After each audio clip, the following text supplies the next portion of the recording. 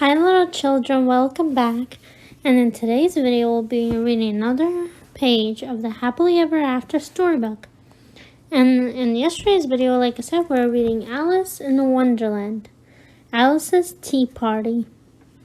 Let's begin.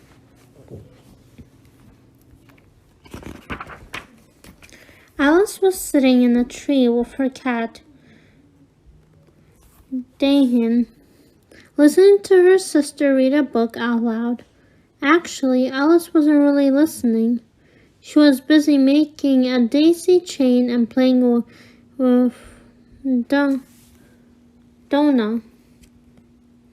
Suddenly, a white rabbit hurried by, looking at his pocket watch and yelling, I'm late, no time to say hello, goodbye, I'm late.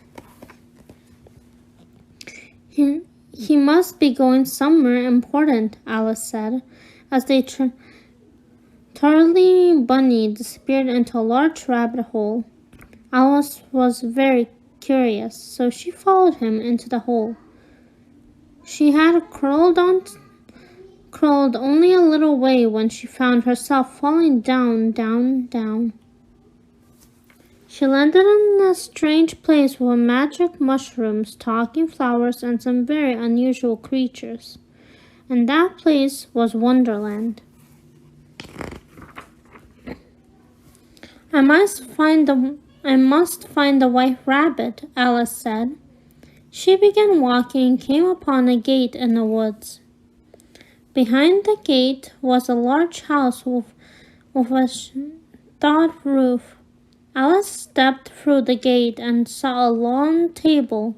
The table was set with all kinds of teapots, cups, and silverware.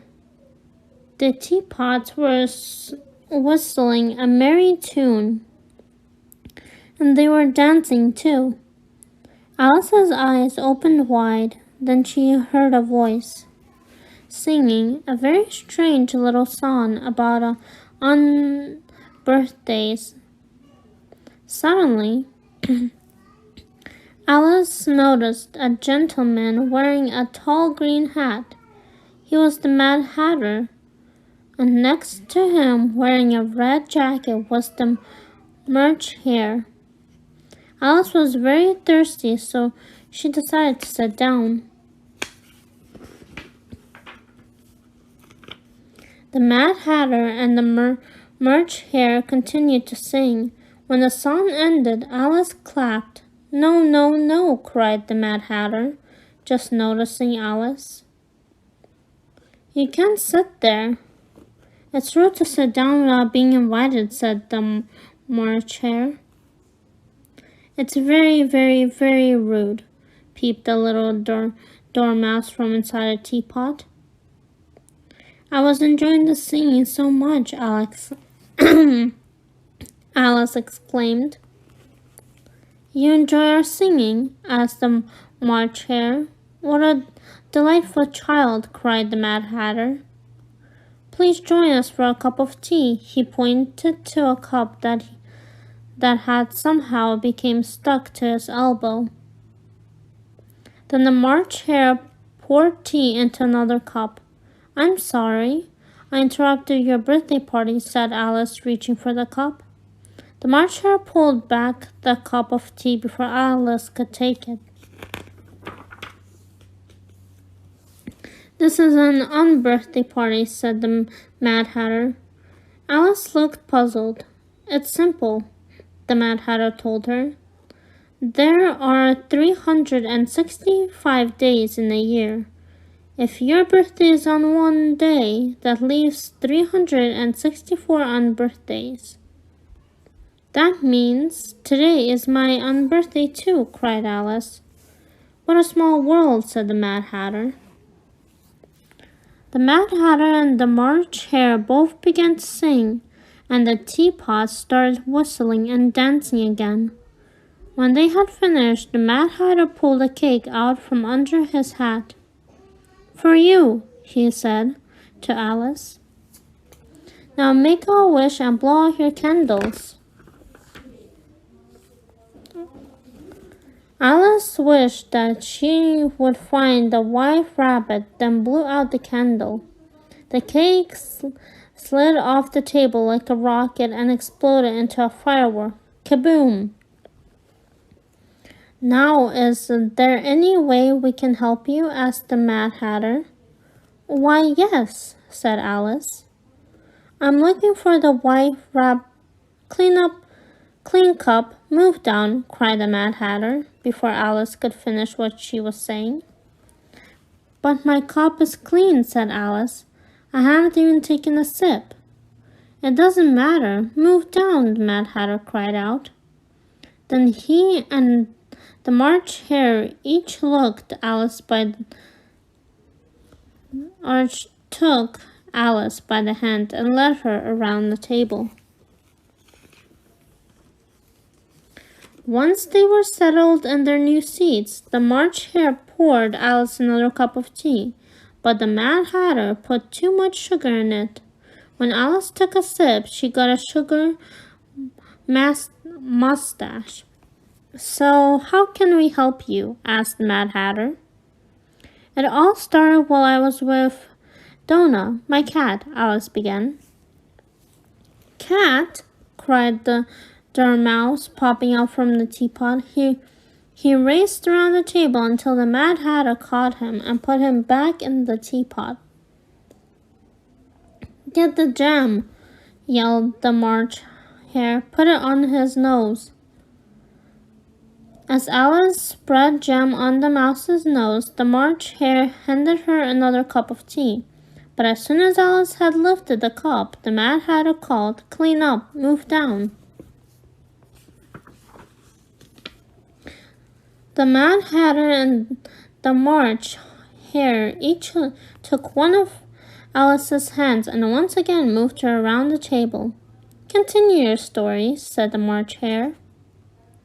Alice was tired of moving down and not getting any tea, but she still wanted to find the white rabbit, so she continued her story. Alice didn't want to say cat for fear that she would upset the Dormouse again, so she whispered the word to the Mad Hatter. Tea. Did you say tea? Said the Mad Hatter. Is half a cup all right? Asked the March Hare. He used a knife to cut a cup right down the middle.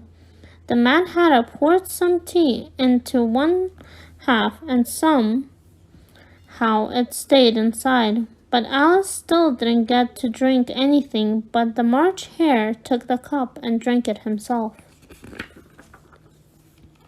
Would you care for some tea? Asked the March Hare. Yes, said Alice, but, well, if you don't care for tea, the Mad Hatter said, you could at least make polite conversation. I have been trying, said Alice. I'm trying to ask about the white... Wait, I have an idea, interrupted the March Hare. Let's change the subject. Alice couldn't believe her ears as the Mad Hatter asked a riddle about a raven and a writing desk. I haven't the time for this, said Alice, rising. Time, who's got the time? Asked the March Hare. Suddenly Alice heard a familiar voice. No time, I'm late, said the White Rabbit as he hurried by. Wait, I want to talk to you, cried Alice. She started to run after him, but then remembered her manners. Thank you for the tea, Alice called over her shoulder to the Mad Hatter and the March Hare before she realized she hadn't had any to drink. Well, thanks for the tea party. Alice raced after the White Rabbit. He ran around the corner, and when Alice made the turn, he was gone. Finally, Alice decided she wanted to go back home. She began to run and run. Suddenly, she was floating through space. The next thing she knew, she was under the tree with her cat, Donna, curled up in her lap. Her sister was still reading to her. Later that day, Alice was telling Donna about her adventures in Wonderland. And can you believe after all that I didn't get to drink any tea, said Alice. It's certainly not how I would treat a guest. Then Alice got a wonderful idea. She decided to have an unbirthday tea party of her own. Where should we make sure her guests got to drink all the tea they wanted? Alice got right down to the planning. Now, whom should I invite to my party? She said. She decided not to invite the crazy Mad Hatter or the Merch Hare, because no one would get to drink any tea. I will only invite boys and girls who have good manners, Alice declared. Donna looked at Alice and flickered her tail. Don't worry, dear Donna, said Alice. You're invited to my party too. Happy with her guest list, Alice began to think about the type of invitation she wanted to send. She decided she could draw dainty little teapots and cups and cut them out of colorful paper. Then she would paste them onto the invitation. On the inside, Alice would write a little poem. Oh my, let's see, said Alice. After a few moments, she came up with this. As you can see, it's time for tea. Please mark the date and don't be late. I can't let my guests go hungry, said Alice. What shall I make? After some thought, Alice decided to make tea sandwiches with the crust cut off, cinnamon toast with lots of sugar and raisins, a fruit salad served in pretty bowls, and of course, lots of berry tea with fresh orange slices. Everyone can have as many cups of tea as they like, said Alice. Alice wasn't sure what she could do with her guests once their tummies were nice and full, but then she had a wonderful idea. A party without games wouldn't be much fun at all, said Alice. First, they would play hide and seek, then ring round the rosy, and finally, Alice's favorite game, musical chairs. Alice just knew it would be so much fun. When all the delicious food was eaten and all the games played, it would be time for her guests to leave.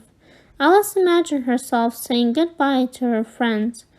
She could have Christy and thank them dearly for coming to her tea party, and of course her friends would thank her for having such a fantastic party.